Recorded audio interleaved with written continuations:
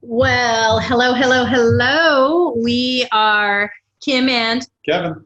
we're not in my backyard office today because it's 102 outside. We could be diehard and go out there and sweat, but I don't know. I don't think anybody wants to see me sweat. Yeah, I'm not into it right now. And also, there's some fires burning locally, so it's a little smoky out. There's a lot of ash floating in the air. So for those of you in Napa, up on the Hennessy Bridge, Atlas Peak, and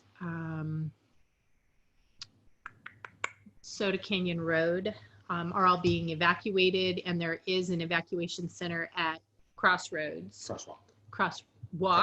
Community Church. So if you're out there, please be safe. Don't be heroic. Evacuate early. We don't want a repeat of what happened in 2017. So just know we're thinking of you. And also, if you do end up evacuating, continue to wear your mask and social distance so that we don't have an outbreak of COVID amongst those who are evacuating. I'm not sure what is happening. Locusts next. I mean, we had a hurricane in Iowa. Yeah. Just all kinds of odd stuff happening. So, but at any rate, thank you for joining us for our third episode of Pricked. That's where it is at the moment, Pricked. And everybody who has joined us in the past, we thank you. We ask you to share it. We're starting a movement around telling our stories of adversity, of things that have been challenges to us in the past, what we did with those challenges, and how we use them to have a more positive outcome, either in a future circumstance that was similar, or using it to fuel yourself so that you can make a change, a big global change across the board. Right. Anything else to add in that vein? That's kind of what we're finding, huh? Yeah, it really is. It's this is a conversation, a starting point, dialogue to get some sort of change, positive change affected. Yeah. Eventually global. Yeah, really, honestly, we want to make global change. And a lot of the topic of conversation of late has been around the isms, racism, sexism, gender inequity, racial inequity, systemic racism. There's been a lot of that conversation, and it's been very interesting too. I actually have a peer who is volunteering her grandchildren to come and be a part of a dialogue, because they have a lot of dialogue around social justice as well. And I just think it would be absolutely interesting to hear the mindset of teens in this day and age with everything that's happening. We have a very special guest today. And Kevin, I think I'm going to let you introduce her. So she was kind enough to join us yesterday with some comments, and she is on Zoom with us today. My beautiful and intelligent and talented sister, Karen A. Clark. Welcome. Well, hello, everybody. Hello, Kim and Kevin. We like the K's, part of the K Club, Kim. You get to join the K Club. In our family, we actually have a K Club because we have so many cousins with the initial K. So some of the younger ones started a K Club, and then some who had a C's tried to change their C to K. And all kinds of people tried to join the K Club. And we almost had a mutiny on the Bounty about 3 years ago in Washington, D.C., when one cousin almost successfully got the club opened to non-Ks, which, in the world of inclusion, equity, and belonging, okay. I love it. You know what? So long as people have the opportunity to start their own club as well, that's perfectly fine, right? Exactly. And you can always amend your bylaws to include others if you like. Karen, do you have volume on your computer? Can you turn it up just a little bit? You're a little muted on my side. Okay. Let me speak a little louder. How's that? Is that a little better? Yeah. Now? Just a little. No. It's incrementally better. It's incrementally better. Okay. It might be the platform I have it sitting on. Let's see. Now? How about now? Is that better? It's about the same. We can hear you. We can hear you. I just want to be sure everybody else can hear you too. So if you're out there in Facebook land listening to us, and let us know if you can hear Karen. We want to be sure that her comments are well received. So I'll check my speakers too. What are you shaking your head? Oh, I could see her lips moving, but I couldn't hear her voice. Oh, got it. Oh, I said, let me check my speakers as well. Oh, wonderful. Well, Karen, do you want to talk a little bit about your role and what passions you have and what drives them? Yeah, so I do work for a bank, but I also have a side hustle. Always have a side hustle. But I have worked for financial service institutions since I came to LA out of college. But I've never given up my passion of entertaining. So I'm also an entertainer, finishing my third CD. I have a one-woman show on the dramatic side. So I toured a one-woman show. And then my musical review, I streamed on Facebook just a couple of weeks ago. And that was pretty exciting because, you know, it's virtual. So I had all kinds of people tuning in that might not have been able to come to, you know, theater in LA. And, right. And I'm very, very passionate about community, you know, development, engagement, wealth building, you know, all that kind of stuff. Mm-hmm. Beautiful. That's absolutely amazing. I'm gonna go to our computer and just turn it up a little bit and see if that helps as well, because I'm not all the way up, so that might be the issue. The other thing I'm noticing, Kevin, is the link from the scheduled meeting. I don't think that it's actually playing on Facebook on the meeting that we scheduled. Oh. It's just playing live, which I think is okay too. Yeah. Interesting. We got a comment from Nick Levenberg. He said, audio mix is good from here. Oh, thanks, Nick. You're the bomb. So maybe it is playing just fine, and I just needed to update mine. Okay, Karen, talk again. Can we hear you a little bit better? Okay, yes. Can you hear me? Because yes. I did. That was it. I turned up, I found something to turn up on the back. Yeah, now our eardrums are getting. All right. So. Yeah, it was us, not you. It was us. It was on our end. All right, beautiful. Well, thanks again, everybody, for joining. Kevin, you had some questions, although we didn't really let Karen kind of just tell us, you know, her story, right?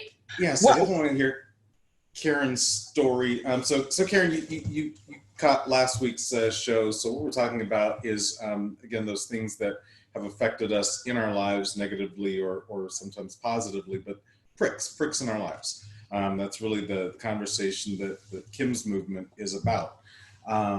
So you kind of, and you did share with us a little bit last week, but go into how that is kind of, what pricks you've had in your life and how they've affected you, how you've moved forward.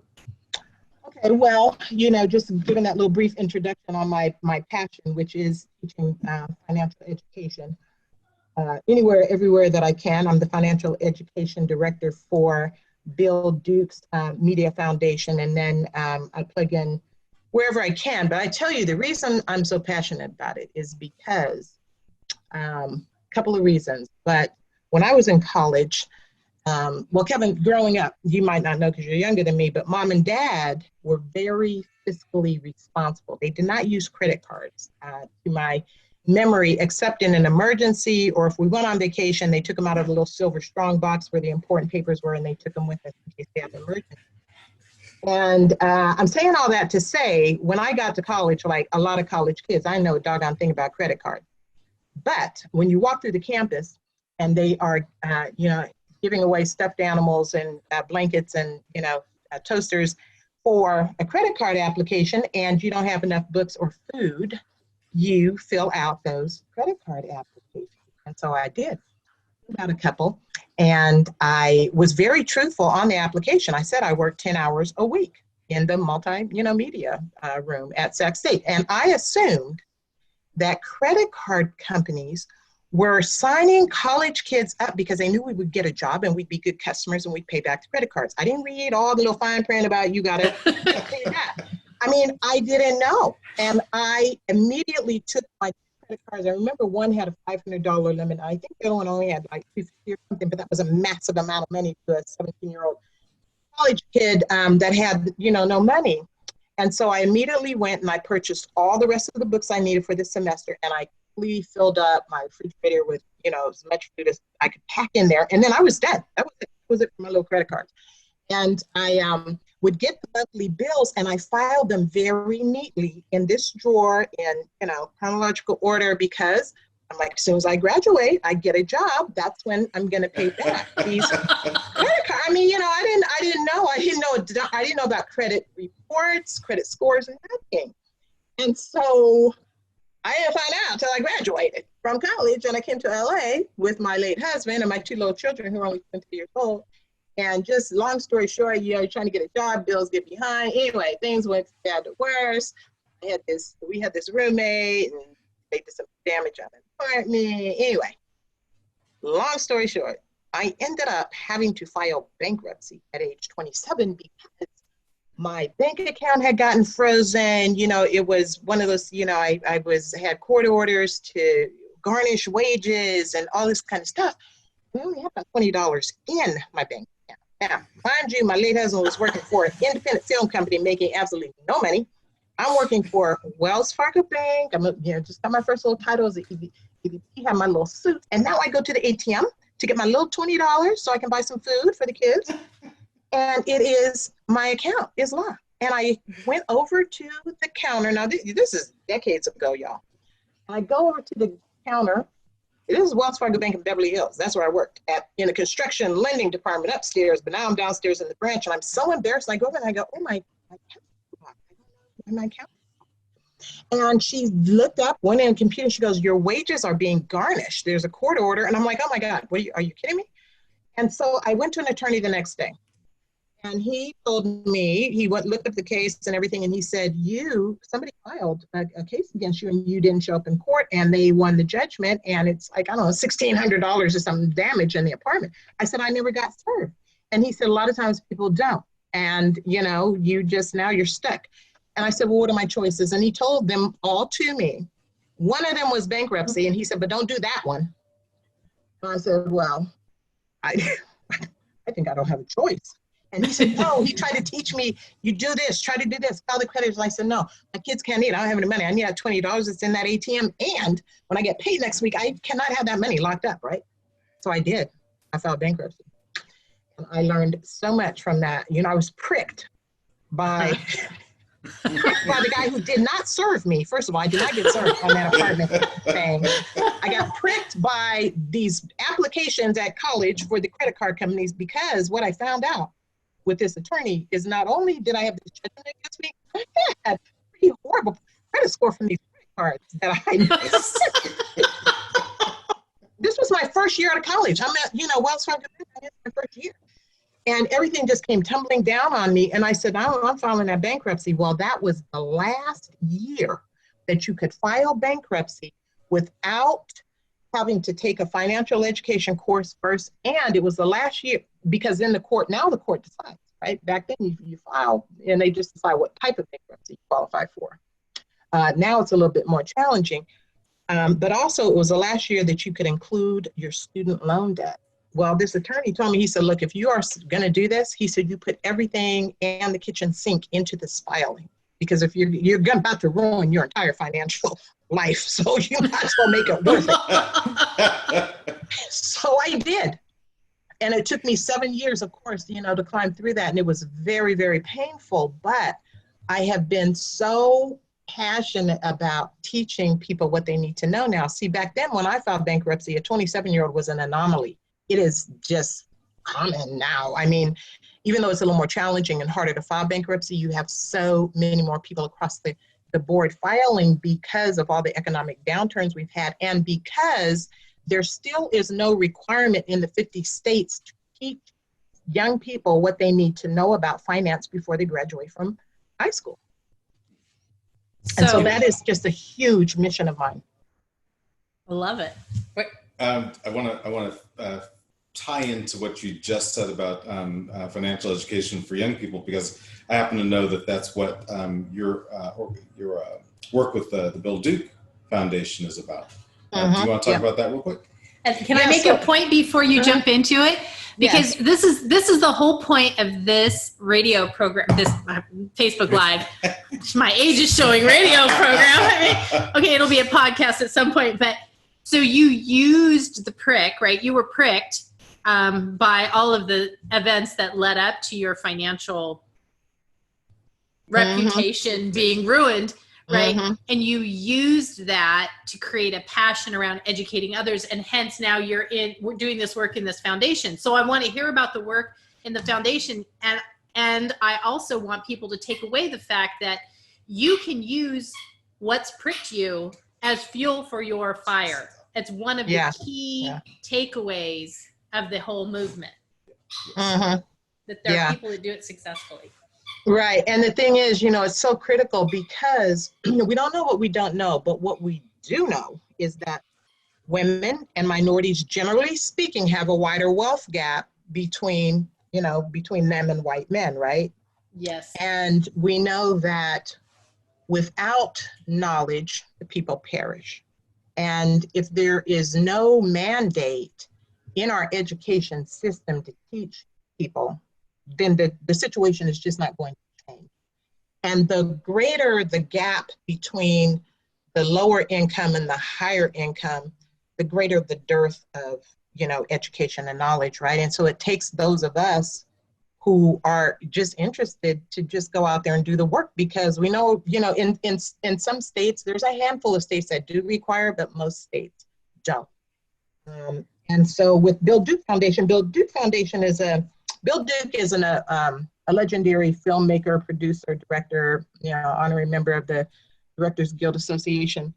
But he, highly successful entertainer, but had to file bankruptcy late in life.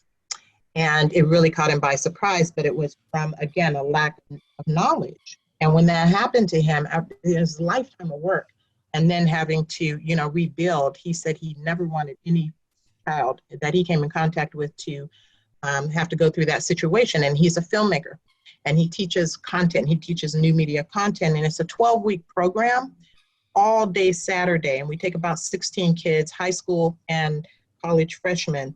And they come out of that class 12 weeks later, understanding every single thing they need to know about making a film, from casting, directing, producing, shooting, editing. There's different subject matter experts in that classroom every Saturday, and they're on set learning what they need to know. But the first hour and a half of every Saturday is financial education, because he does not want these kids to go out there, find budget, use their money, create something, and then not understand how to manage, right? And so this class, though, is so different because it's not all about 1 + 1 = 2. It's all about what our relationship is, no matter where you're sitting, who you are, no matter where you're sitting in the world, what is your relationship to the economic engine that runs this world?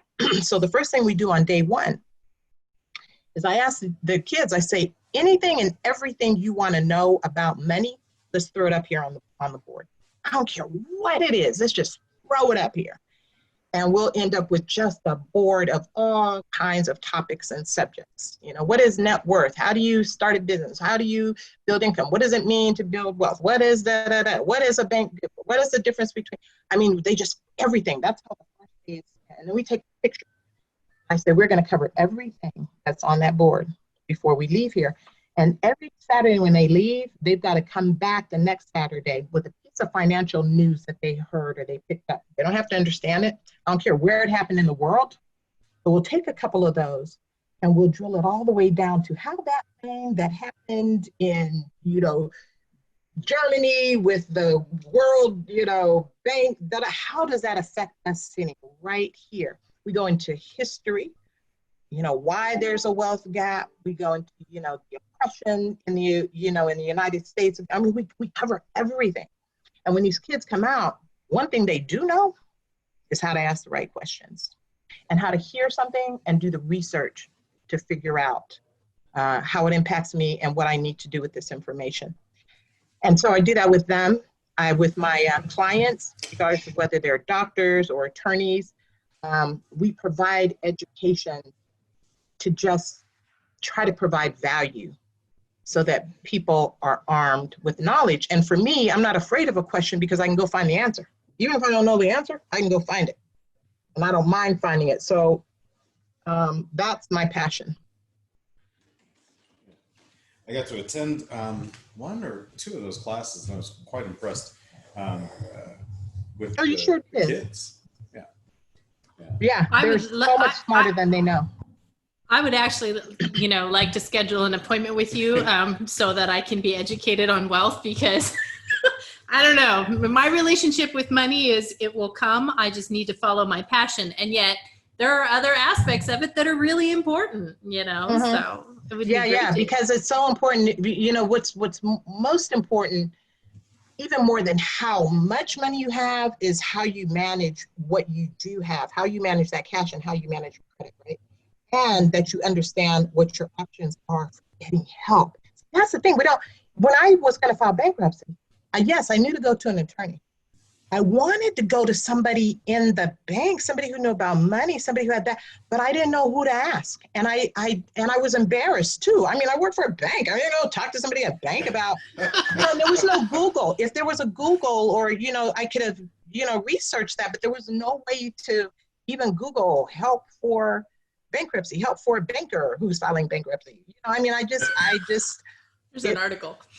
Yeah, it was really, it was really upsetting, and I had nowhere to turn, and it was horrible. And then the next experience, and it happened shortly after that, in the same kind of time frame.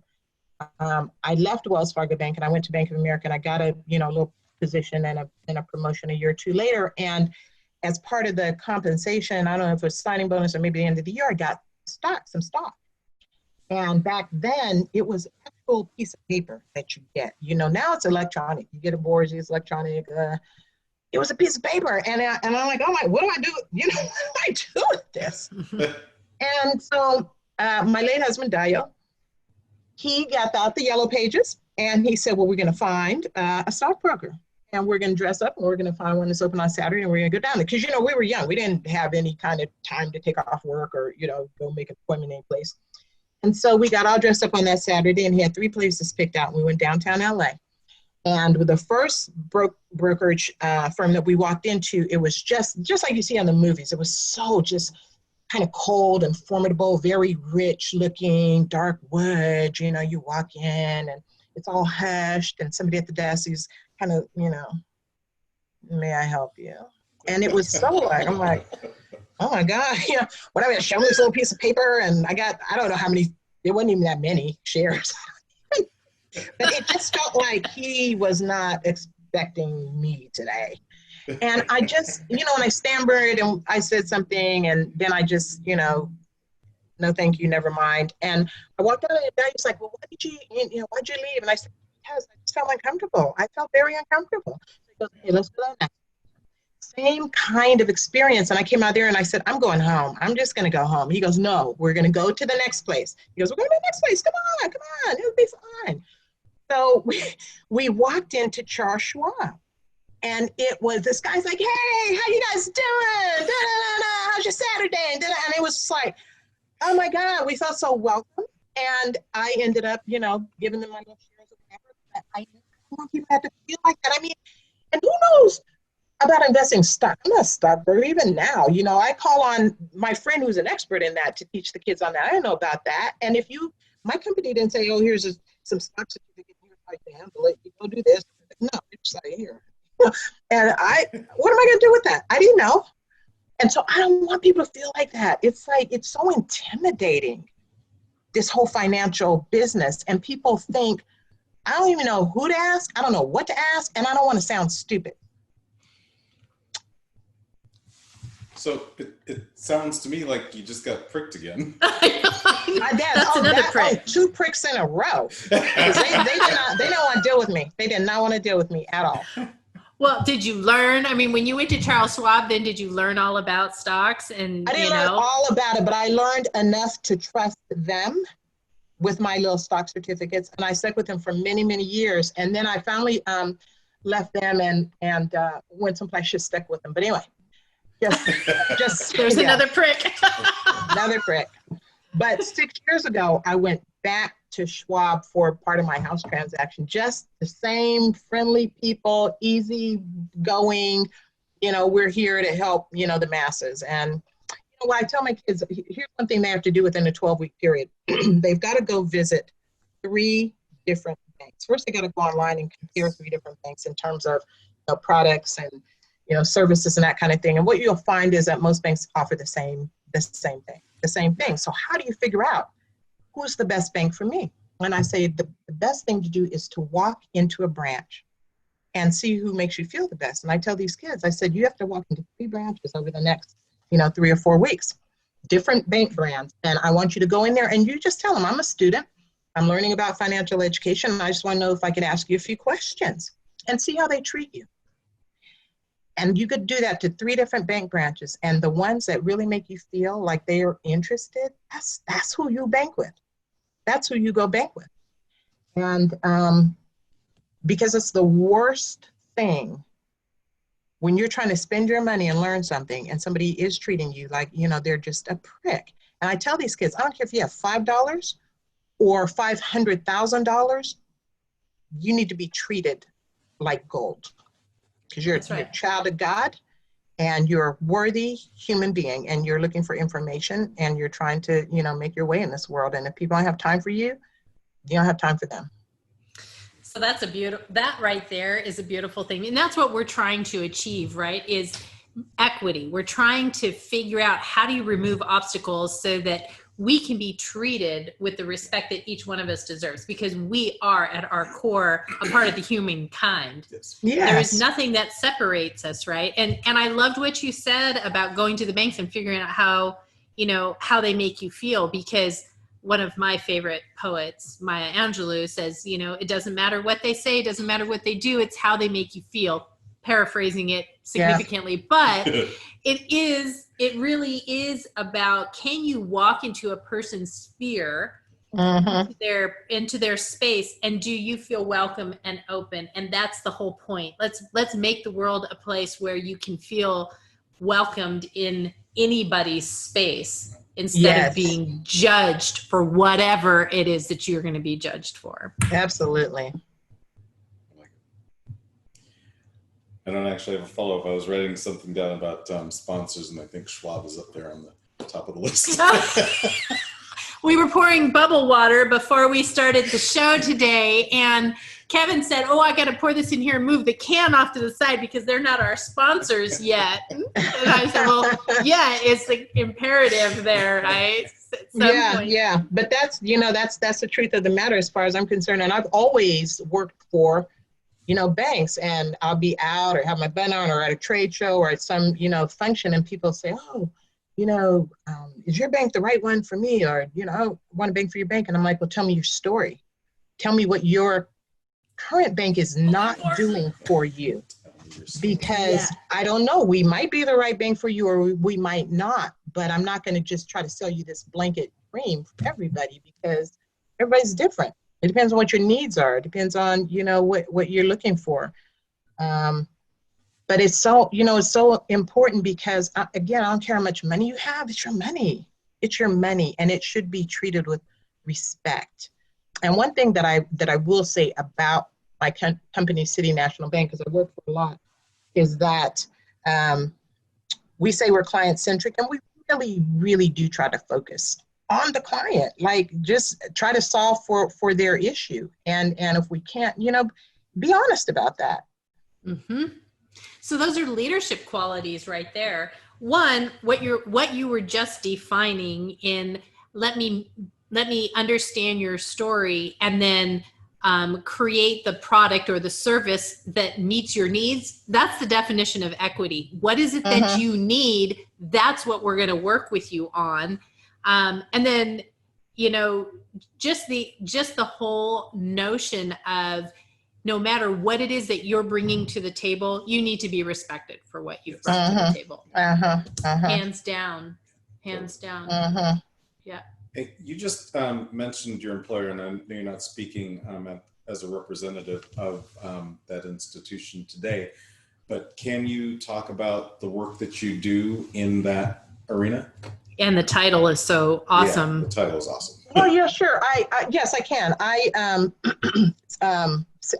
multicultural strategies, and that's internally and externally. So I work internally with all of our colleague resource groups, of which we have, I think 10, 11, 12, 13 of them, but like the Military and Veterans Network, Asian American Network, Black Colleague Alliance, those networks. And we do a lot of education, a lot of programming, professional development, personal development. Last year, those collective groups produced 53 events internally for colleagues. So they play a very big role in sort of the satisfaction of, colleagues and their engagement with the company outside of their normal, regular job. And then externally, I provide business development strategies to try to attract, diverse clients to our portfolio. So the year before last, I think it was the year before last, Kevin Bowen actually helped me with an event. We did a wine, women, and wealth event for the Black Women Lawyers Association of Los Angeles. And he drove around Napa and procured wine from Black vintners.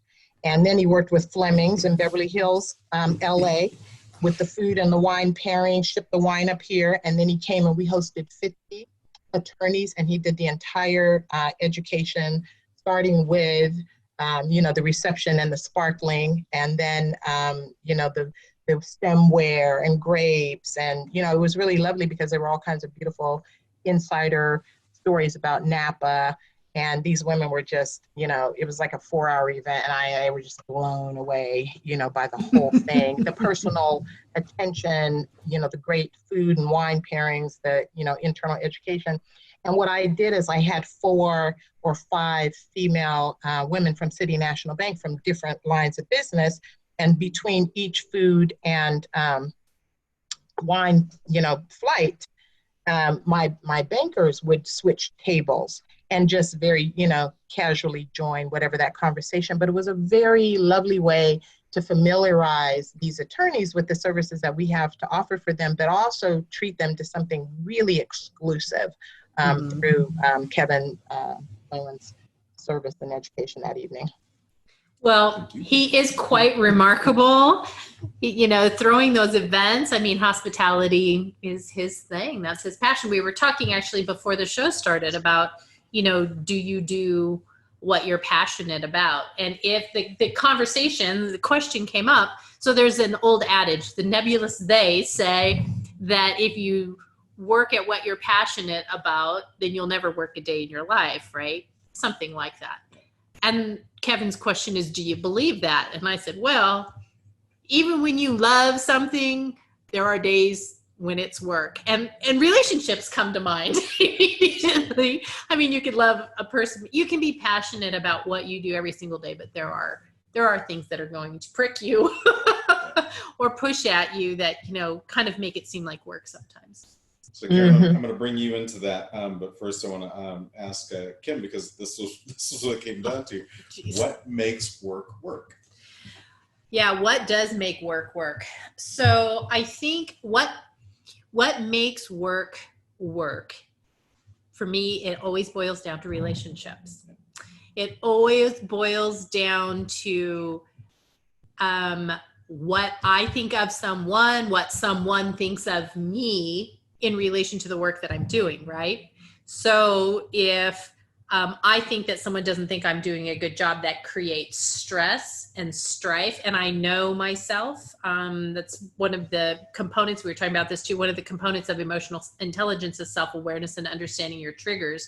So I have that need for validation, and not necessarily approval, but just validation. Yes, you're going in the right direction, or no, you're not, so that I can change direction. So when there's an incongruence between how someone perceives me, how I perceive myself, and or how I perceive someone and how they perceive themselves, that crossroads, I think, is what creates the sense of work. So Karen, Kim also earlier mentioned that bosses, relationship. You weren't supposed to say that. Oh, right. It's a topic. Yeah. So Kim is coming out of a corporate environment and moving in a new direction. Karen, you've been in this corporate structure for a long time. What do you feel about that? What she's saying about the relationships, about bosses specifically, and about the corporate structure that makes that creates stress in an environment to make work work? Yeah, it can be. I see so much horrible stuff going on. I personally have been so fortunate and so blessed with good bosses. It's it's almost like, oh, wow, when is this run going to end, you know? But I've been in positions where I can see so many other people who have not been as fortunate or, you know, blessed as me. And I've had to intervene, you know, with different jobs I've had in different, you know, corporations where that was part of my role and responsibility, you know, talent, you know, management or strategy or that kind of thing. And I tell you, I don't know, there are a lot of pricks in the workplace, but, you know, I taught for 5 years, I taught managing inclusion and internationally and interface with so many different people. And what I concluded is that there are some folks who just are out to make other people's lives miserable because they're miserable. But there are a lot of oh gosh, I have to write that down. But there are a lot of pricks who just are really ignorant about how to treat people properly and even the perception people have of them. And in that case, it's really all about finding a non-threatening way for folks to be able to see themselves the way other people do, and for them to be able to examine and view some of the filters by which they are also seeing people. And, you know, that's really tricky, but I'm saying all that to say there's more people in the workplace who are just pricks because they're ignorant than there are people who are intentionally waking up every day trying to ruin folks' lives. Mm-hmm. I'm convinced of that. Yeah, I would agree with that. And that's, you know, that comes back to the responsibility of these corporations to provide this education, right? To provide the ongoing, I call it enrichment, so that you can get the best out of the experts that you hire. And again, it's investing in them. It's like investing in the emotional bank, which we touched on last week. You know, you invest in that emotional bank. You come at a person from the perspective of, I really want you to succeed. And they will come around to, one, accepting that enrichment, two, applying it in a meaningful way, and they'll bend over backward for you. You've created trust, you've created safe space, because they know that they are important. And I think that's what's missing with so many who are in leadership. They're just like, I made it, I'm here, you will listen to what I have to say. The other aspect of it is they think they're the expert because they have gotten promoted to that place. And so they're going to show everybody and tell everybody they're the expert, when once you arrive at that place, that's the time where you let everybody else be the expert. That's the time when you support them and you ask them, well, what would you do and how would you handle this? And then you gently guide if they're going down the wrong road, but be open to hearing their ideas. Exactly. You know, because they're going to have some amazing ideas. I have never had an issue with that saying, hire people smarter than you. To me, that's just like the most common sense thing ever. Yep. Like, what? I mean, there's so much I don't know, but, you know, it's so easy to find people who have that expertise. You don't, and all they're going to do is make you look good. They're just going to make you look good. That's right. I'm curious, have you encountered individuals who are fearful of someone else's shine? Yes. Because, you know, I've encountered that time and time again, and I just don't get it. It makes no sense. If you're working for somebody and you're shining and all kinds of information or accolades are coming at the organization because of you and the person, you know, that hired you, then why would that person who hired you be cowering or want to get rid of you? It makes no logical sense to me. Me either. To me, it just has to come down to insecurity, right? It's to a lack of self-esteem for those people who can't stand other people, you know, getting some of that light and some of that shine. For me, I want I want the whole team to have shine, because it's kind of like, dang, look what she did. Yeah. You know? Look what she did with them. I mean, wow. I mean, it what it does is it buffs up your shine. It makes your shine that much more intense, that you had the wherewithal and the intelligence to hire that person because you knew they were going to make us all look good. You know, exactly. That's the thing that I'm like, it makes no sense to me whatsoever when people are fearful of someone outshining them. As opposed to, and I know somebody in a former place that I worked who actually intentionally hired people who were lackluster so that he could, he says Look we can his best. mold them into his way of thinking and doing things. I'm like, okay, but we already have you doing that. I mean, okay. Oh my gosh. But they say that if you walk into a room and you're the smartest person in that room, you're in the wrong room. Right. There's something to be said about that. It is so true. Because if you're the only one talking, Lord forbid, I am one mind. I have my intelligence and I have my experience. If we open the door and listen to the people who have all of their intelligence and all of their experience on top of it, you're going to get an unimaginable result, like a result that you can't even fathom, because you're letting the creativity flow and you're letting those smart people shine. Yeah, absolutely. Just wanted to quickly mention we have Stephen Fernandez watching. Hello, Stephen. Stephen Fernandez? All right. Really? Oh, I got some stories about Steve. I won't share. Maybe not. Hey, I switch gears just a little bit back to pricks, because I happen to know. Do you know one or two? I know. Well, not me personally. I want to ask Karen about a prick that she talked about in one of her one woman shows. Seems to me there's a story out there about let's see, you being at a party and mother showing up. Oh my gosh, are you calling our mother a prick? I'm saying that the experience pricked you. Oh, the experience really scarred me. It really did. So that's a prick. Our mother was like just this beautiful, wonderful diva, and just this gorgeous woman that everybody just loved so much. But she was really strict. Like, she didn't play. And one night I went to this party, and on the base, my gosh, the little house parties, the garage parties, they used to be so much fun. And I went, and I had a curfew of 10 o'clock, and I was going to make it home in time, so within walking distance, basically, maybe about 10, 15 minutes. And Cassandra Davis's cousin from San Francisco asked me to slow dance. I mean, seventh grade, somebody asked you to slow. First of all, if you're in seventh grade and a boy asks you to slow dance, that's a big deal. That's a very big deal. And second of all, he was the cutest guy in the whole room. Like, he was about 6 feet tall. He had this big, natural, and he was from San Francisco. And so, what am I going to do?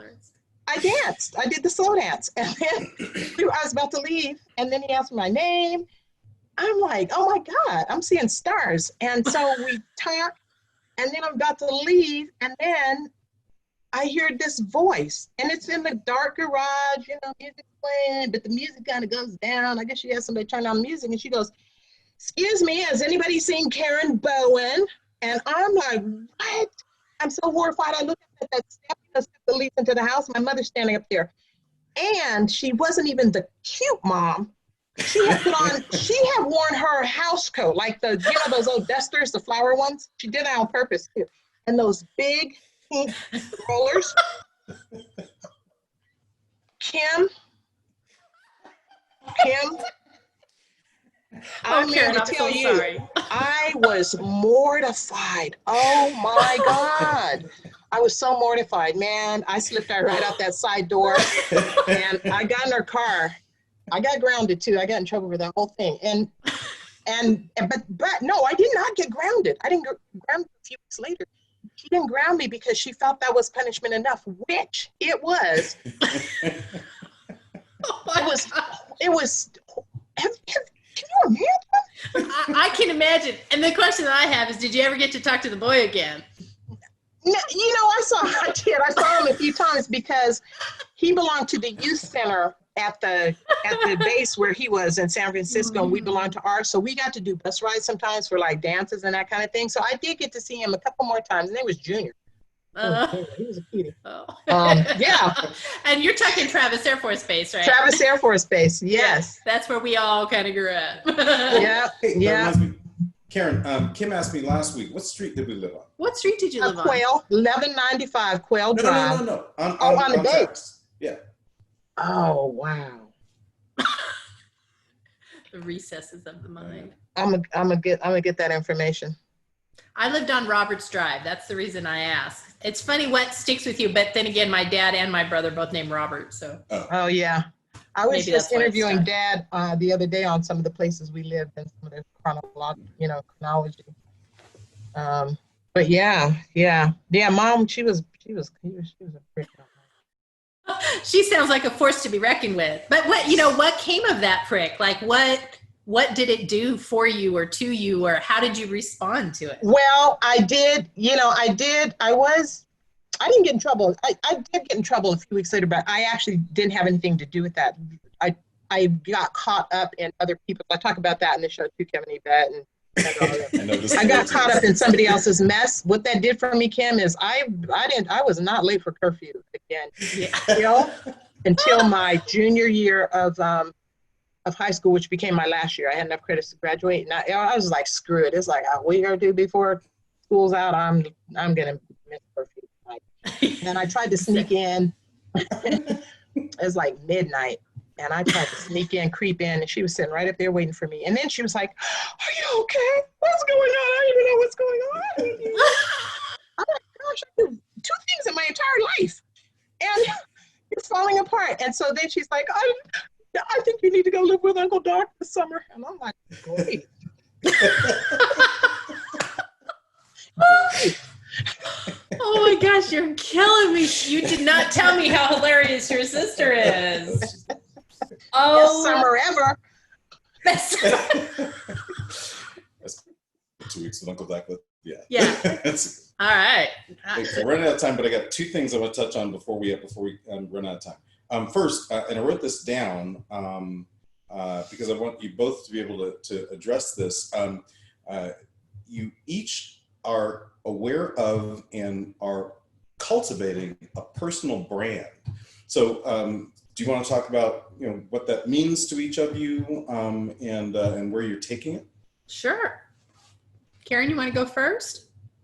Sure, I'll go first. And actually, I have a workshop with a partner of mine, Andrea Collins, and we do does your personal brand align with your wealth goals workshop? And it's a 3-part series. But yeah, everybody has a brand. They just don't know it. Maybe they may not know it, but everybody has a brand. And if you don't know what it is, just ask somebody. What am I known for? I'll tell you. What am I known for? Because your name truly does precede you. Your reputation precedes you before you show up. And that's the other thing I teach kids is you have to protect your name because it is your brand. It's really all you have at the end of the day, right? And that's why one of the reasons why I use the A in my name, Karen A. Clark, because if you just Google Karen Clark, you'll come up with 10 million others and you may assume one of them is me. And it's not, and I don't know who they are, what their reputation is.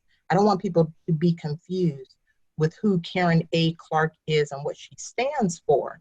And so cultivating a personal brand to me is really taking a look at all of the best things about yourself that you can really put your arms around, that you really love, and just cultivating those things, right? And asking people around you, how am I perceived? What do people think of when they hear my name? What am I known for? What are some characteristics and traits about me that you notice? Because people they'll notice. We all have that cousin or that friend. We don't want them showing up at the family reunion because their reputation precedes them. They have a brand. And we know what it is. We know what that is. And so, for me, my brand, I'm the go-to person. I'm the person that, like I said, I don't have all the answers, but I will help you find them. I'm not going to do your research project for you. You have some homework, you can come back, check in, but I will help you.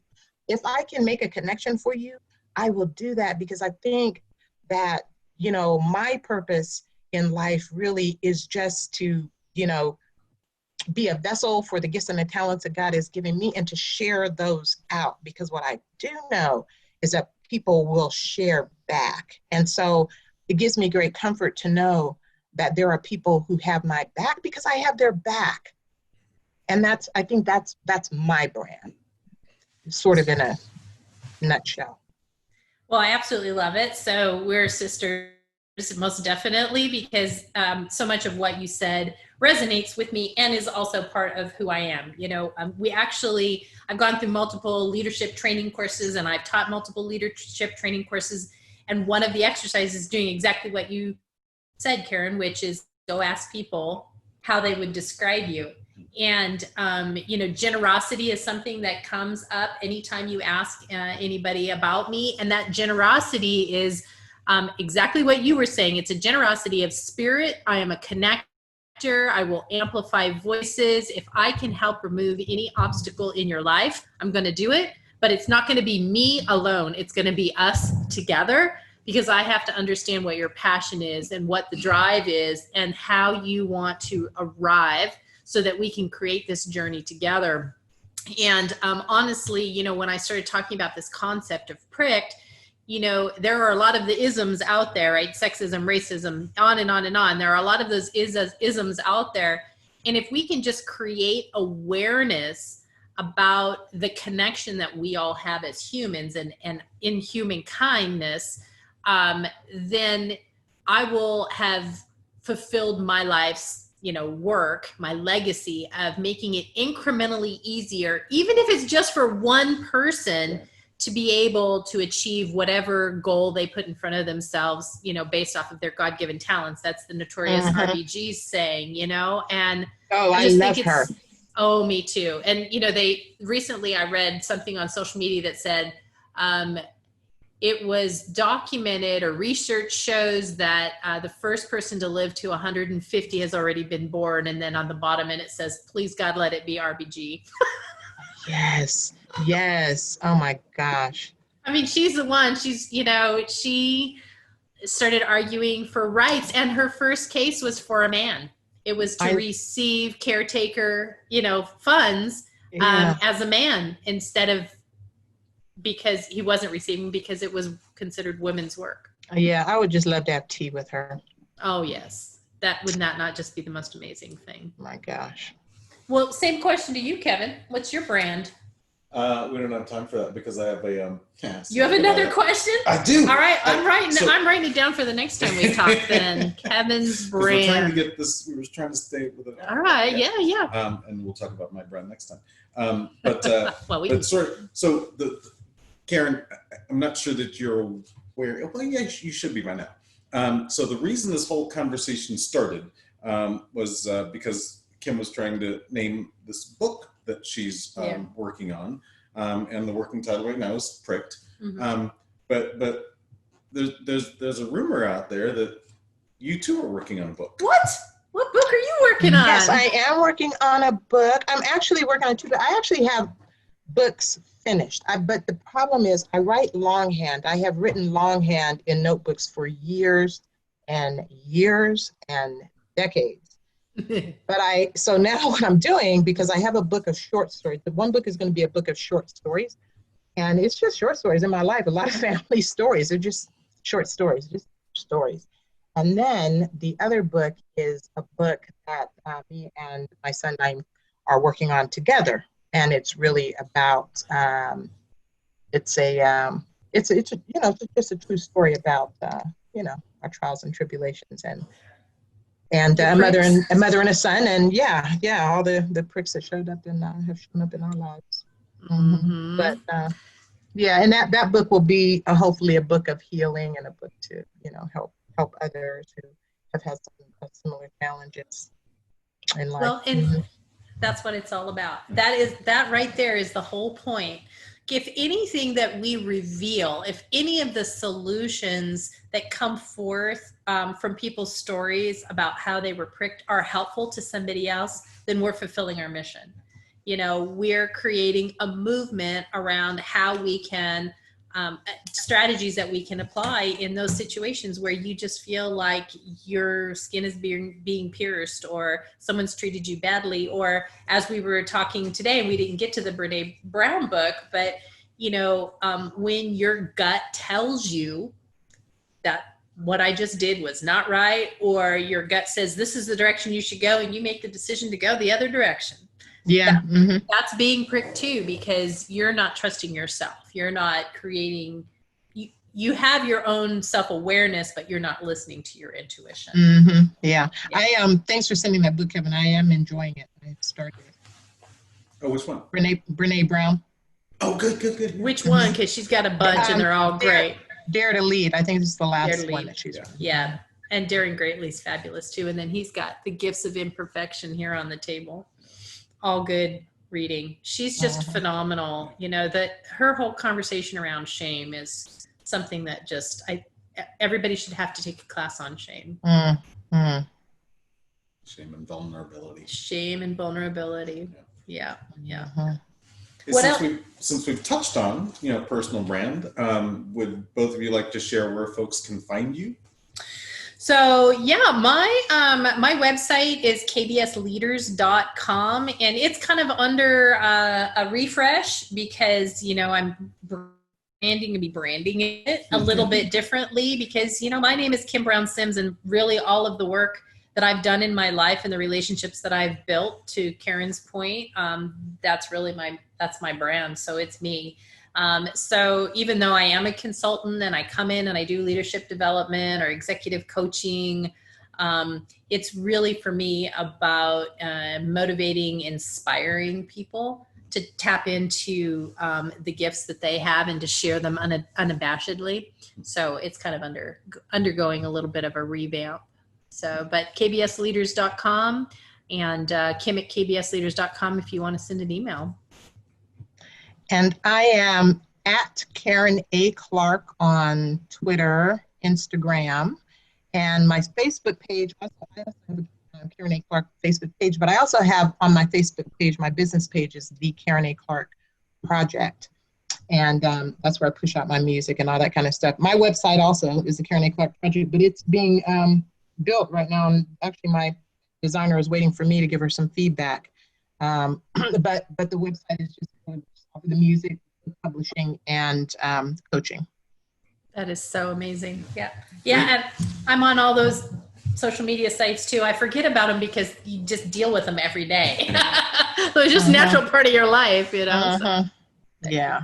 Well, thanks for asking that question. I didn't even plant you for that, but you did a great job. I know, because I never remember either. But yeah, my music, the Karen A. Clark Project, is available on iTunes, Spotify, all digital apps. Oh, cool. Well, I'm going to have to listen to some of that. Oh, yeah. And the new CD, it's all the refs are done. So trying to get it out here before the end of the year.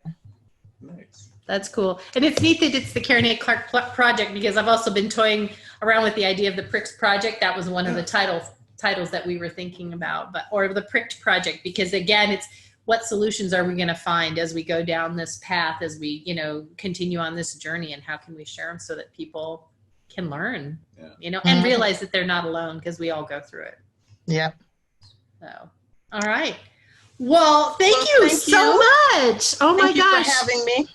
It was So good such to a see joy. you. It was a pleasure. We appreciate it. I'll be tuning in. Awesome. Well, we're just going to keep plugging along and see where it goes. All we can do is try, right? And Yep. If there's an audience for it. Just keep moving through that corridor, one foot in front of the other. Exactly right. Day by day, and sometimes minute by minute.